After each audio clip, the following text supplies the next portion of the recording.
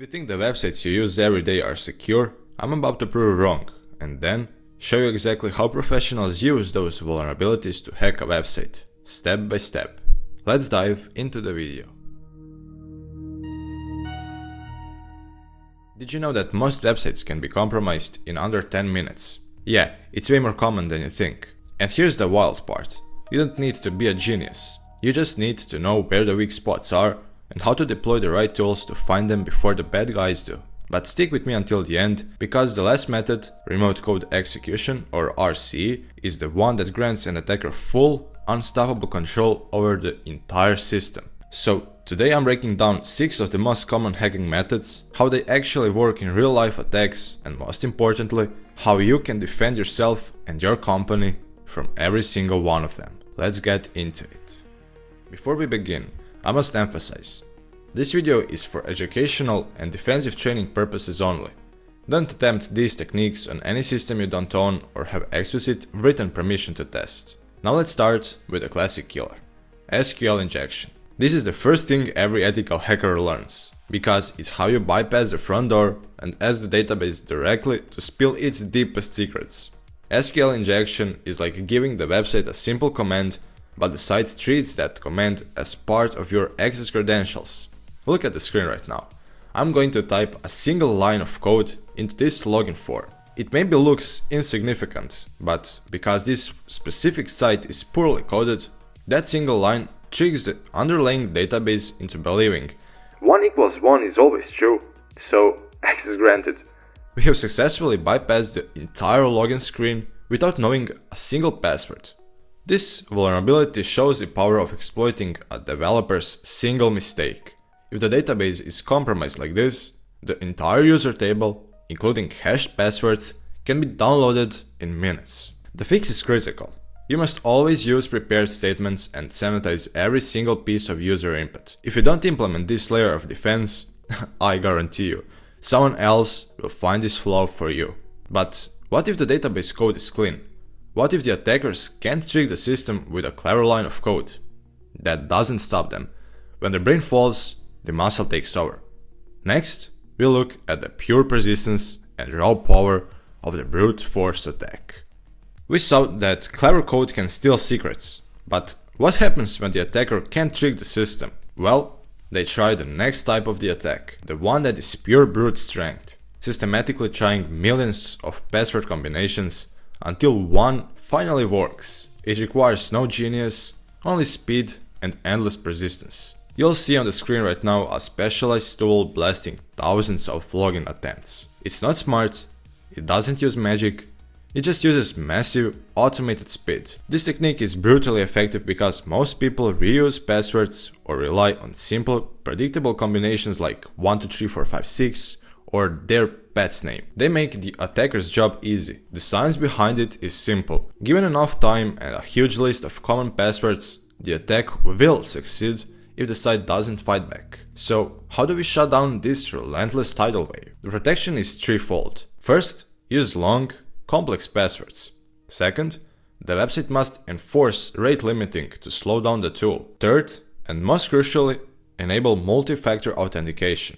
Because even if the attacker guesses your password, that second verification factor makes all their brute force efforts entirely irrelevant. But what if the problem isn't the password, and it isn't the code? What if the door was never properly shut in the first place? It turns out some of the most catastrophic hacks are caused not by clever attackers, but by simple developer laziness. This leads us to security misconfiguration. This one is honestly the dumbest reason why secure systems get instantly compromised. It's not a flaw in the code, but a flaw in the setup. Security misconfiguration happens when system administrators leave crucial backdoors open. Default passwords are never changed, necessary updates are ignored, or sensitive admin panels are exposed to the public internet. The example you see on the screen is simple but terrifying. A publicly accessible default login page for a database manager, or perhaps an exposed backup file. These are often forgotten corners of a system. And why does this work? Because people got lazy. It's easier to leave the default setup than to properly secure every component, giving the attacker a wide open opportunity. The attacker doesn't hack, they just walk in through the backdoor. The core takeaway here is that an attacker will always look for the path of least resistance, and nothing is easier than exploiting a system that forgot to check its own settings. The fix is simple. You must enforce a configuration policy, update everything, disable all services you aren't actively using, and most importantly, never leave default factory credentials on any public-facing component. Ignoring a simple software patch is not a risk, it's a guarantee of a future breach. Okay, so we secured the code from SQL Injection, and we logged the server down from misconfiguration errors. Are we safe now? Absolutely not. Attackers don't always target the server itself. Sometimes they target the people using the website, turning a trusted page into a silent weapon. That brings us to one of the sneakiest web attacks out there, cross-site scripting, or XSS. XSS is sneaky. It's when an attacker injects malicious JavaScript into a legit, trusted web page, and the browser runs it like it's totally normal code. Here's how it looks in a real-life attack. A hacker posts what seems like a normal comment on a popular forum, but hidden inside that text is a malicious line of JavaScript designed to steal user cookies or session data. When a regular user, like you, visits that page, your browser sees that comment, executes the hidden script, and there you go. The hacker has just silently hijacked your session. They're now logged in as you. This works because the website simply echoes user-provided content back onto the page without properly filtering or neutralizing it. The browser trusts the website, and the website didn't check the user. This is a serious threat because the user never sees the attack coming because the page looks legit. The protection is crucial. Developers must strictly escape all HTML and validate every input to ensure that user text is just that, text, not runnable code. Furthermore, implementing a proper content security policy, or CSP, blocks the browser from connecting to malicious external sources. Okay, we focused on breaking databases, bypassing passwords, stealing user sessions, etc. But what if the attacker wants to go deeper? What if they want to get past the public website and start digging through the server's private files and system configuration? This level of access is achieved through a surprisingly simple flaw known as directory traversal. This attack is pure curiosity and simplicity. Directory traversal, also known as pet traversal, is how an attacker can move beyond the public-facing files of your website and start digging through your server's private configuration files, backups, and even operating system data. It's the digital equivalent of crawling through the attic and finding secret files you should never see. Look at the screen. Websites often use URL parameters to load resources, like a user's profile picture. For example, the URL might contain file equals profile.png.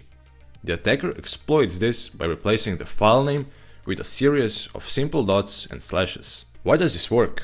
Because those dots and slashes tell the server to go up one folder level, repeatedly. If the website doesn't check the path, the server eventually exits to the public web directory and accesses critical system files, like the passwd file, which contains system account information. We are now snooping on the operating system itself. This vulnerability proves that even simple input errors can escalate into total system compromise. The protection is strict. You must validate and sanitize all user input used to retrieve files. Never accept user input directly into a file path. The system must always canonicalize the path, ensuring the request never leaves the intended folder. It's like locking the attic door and removing the ladder. We've stolen data, hijacked sessions, and even snooped on system files, but we still haven't achieved the ultimate goal of the attacker: total control. The final attack in our lineup is the nuclear option, the ultimate demonstration of power, where the attacker tells your server to do literally anything they want. This brings us to remote code execution. Remote code execution, or RC, is the endgame. It's the most severe vulnerability a web application can have. If an attacker can achieve RC, it means they can run arbitrary code on your server as if they were sitting at the keyboard inside your data center. This is a fully blown hostile takeover. How this is executed varies widely. Sometimes it's through a poorly configured function that accepts system commands. Other times it's through exploiting a software bug in the underlying operating system. But the result is always the same. As you see on the screen, the attacker can use this vulnerability to execute any command they want, checking system user privileges, downloading all data, or installing a permanent backdoor. The science of RC is simple. The application mistakenly passes external, untrusted data directly to a system command function, turning a user's input into a server's execution command. An RC flaw is not just a breach, it's total operational compromise. If you allow RC, your system is no longer yours. The defense must be absolute. Isolate your web application from core operating system functions. Never, under any circumstances, allow user supply data to be executed as a system command. Treat every piece of incoming data as hostile.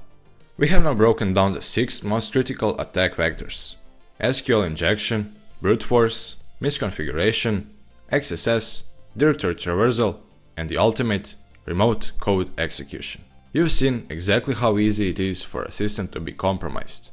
But remember, learning about the attacks is only half the battle. The real power lies in knowing how to build a defense. And that's it. 6 of the most common ways websites get compromised. Nothing magical, just exploiting weaknesses that most people never bother fixing. If you're ready to move past seeing the problem and want me to make a part 2 where I go deeper into this field and show you exactly how to stop these attacks step by step, building an unbreakable shield, subscribe to the channel and comment your opinion down below. I want to know which of these 6 flaws you find most terrifying. When I see enough of those, I'll drop the full breakdown. And by the way, if you want to take the next step, join our community of ethical hackers and directly support the channel. The links for Discord and channel memberships are down below in the description. Thanks for watching. Stay safe, stay curious, and I'll see you in the next one. Bye.